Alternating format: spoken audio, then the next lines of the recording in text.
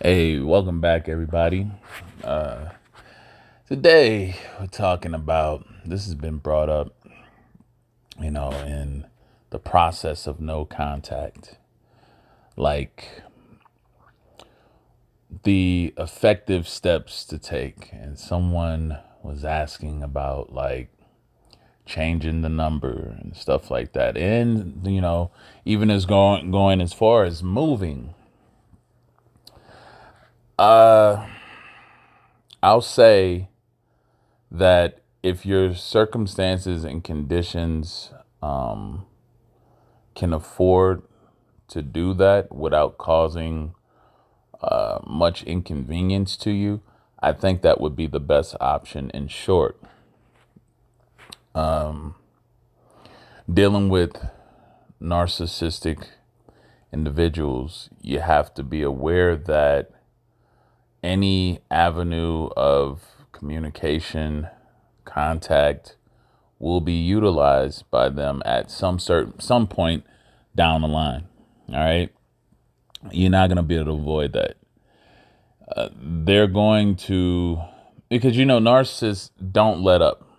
They will continue to antagonize for no apparent reason. They'll stalk you. They'll smear you. Anything, right? And if you are subjected to this and you have to, constantly deal with them feeling like they have the entitlement to just reach out and call you whenever they want, text you whenever they want to, and it has no regards to anything significant or important like the children, anything like that, then they're going to take that. They're going to use that, and they will use kids as leverage too, to basically be kind of like a buffer, between you and them. The way they can use the kids as an excuse to have a reason to reach out, have a reason to be in your business. They can do that. Now, if you're in that situation, what you can do is require them to, let's say, maybe email. Okay. Email, they don't like when you put them on a restrictive means of getting in contact like email. And also you creating boundaries by saying like, okay, I only respond and check the email, or I only respond on Tuesdays and Thursdays. Now this is creating structure and order from something that they're not used to dealing with. You've taken the power out of their hands, and you've created what another thing that narcissists do not like, which is laws. They don't like laws. They don't like anything that makes them have to abide by certain rules and regulations. They don't like laws. They don't like rules. So when you begin to do this, you can expect initially some pushback, but you can't give up. You can't allow them to start acting out, because that's what they're going to do. They're going to act out until they're able to get you to back down, if they can do that.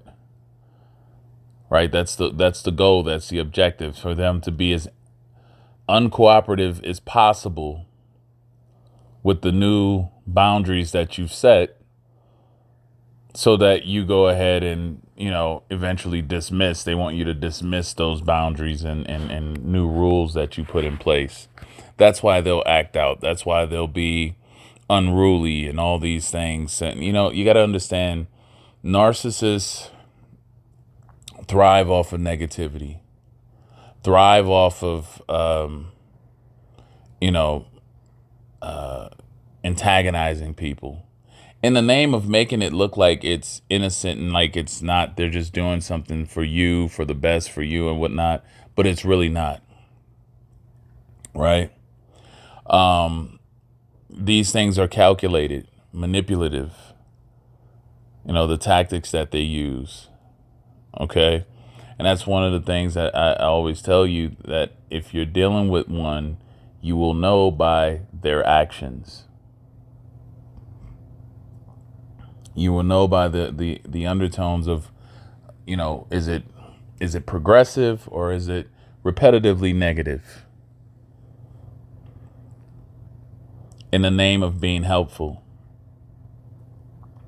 So the narcissist will use whatever they can to break the new set of boundaries that you've implemented put in place. If they get you to break, well, they got their way, and now, they're back to, having that position of control and power over you. That's what they want. You have to not bend. Well, you have to bend, but don't break. You can't give in. If you're not in that situation with kids or anything, the best thing to do, I would recommend, I know it can be hard changing your number if you had it a long time. You got a lot of contacts and stuff. But sometimes you have to start all over. Okay? If you don't do that, if you're able to move and your situations allow you to move, then moving is another thing. This really takes a lot of the drive out of a narcissist. When you've moved, you're not easily accessible. They don't know where you are now. Right? That's one of the biggest ones. If you don't have anything connecting you to them, moving takes so much out of them. They don't know where you are anymore. They don't know how to get a hold of you.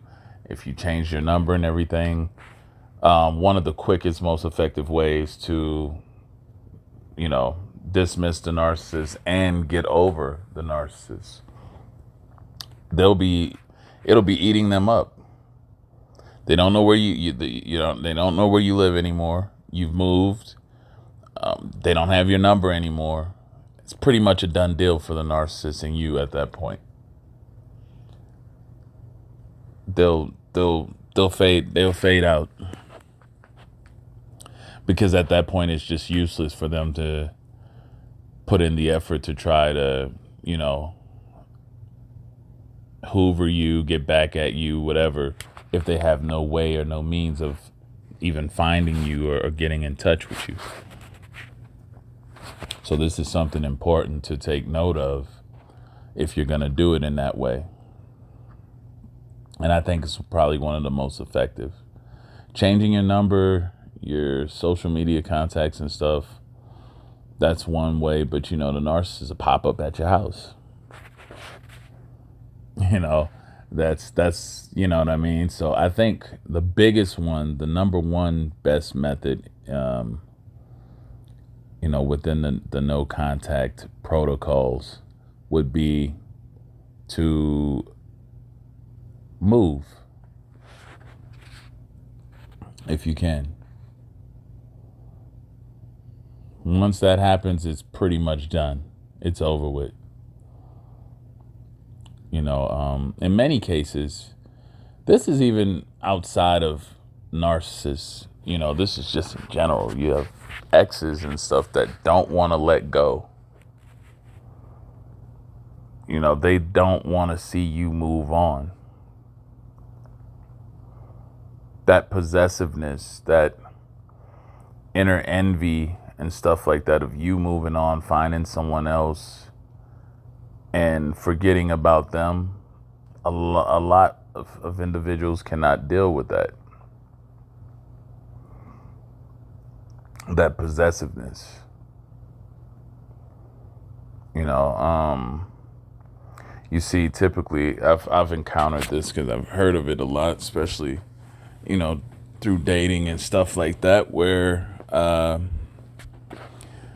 the person you meet, they have an ex that doesn't want to. She has an ex that doesn't want to let go. That's threatening her. If she finds someone else, they're gonna beat her up, or they're gonna do this. And the physical stuff and the intimidation mainly comes, not that females don't do it, but it's seen more often in male exes than females, where The guy don't want to let go. He's threatening her. So if you find somebody else, I'm going to beat your ex up. Or I'm going to beat the new guy up at least.